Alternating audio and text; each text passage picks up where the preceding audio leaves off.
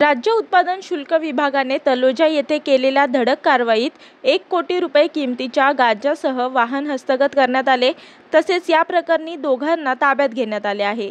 निरीक्षक राज्य उत्पादन शुल्क भरारी पथक क्रमांक 2 पनवेल या कार्यालयास मिळालेल्या माहितीनुसार पनवेल मुंब्रा महामार्गाच्या डाव्या बाजूस स्टार वेल्डिंग वर्क्सच्या समोर तलोजे 5 नंद तलोजे येथे गांजा या अंमली पदार्थाचा मोठा साठा वाहतूक होणार होती।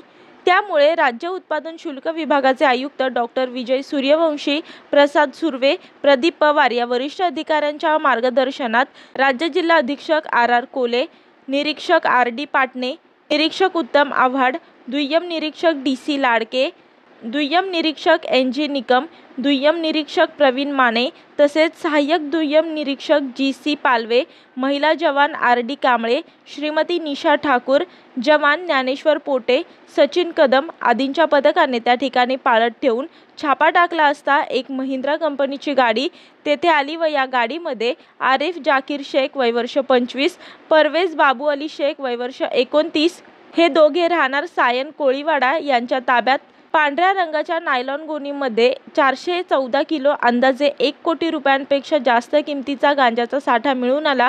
सदर आरोपी इस्मांच्या कब्जातून एकूण 1,13,90,000 किमतीचा गांजा, वाहन व मोबाईल असा मुद्देमाल NDPS कायदा 1985 अन्वये जप्त करण्यात आला आणि या दोघांना अटक करण्यात आली आहे। तसेच त्यांच्या विरोधात NDPS ॲक्ट कलम 8 क 20 ब 11 29 तसेच IPC कलम 328 अन्वये गुन्हा नोंद करण्यात आला आहे। सदर गुन्ह्यामध्ये आंतरराज्य टोळी असण्याची दाट शक्यता आहे। सदर गुन्ह्याचा पुढील तपास आर कोले, अधीक्षक राज्य उत्पादन शुल्क रायगड यांच्या मार्गदर्शनाखाली निरीक्षक आर पाटणे हे करीत आहेत। मी वर्षा काटेकर, योद्धा न्यूज, नवी मुंबई।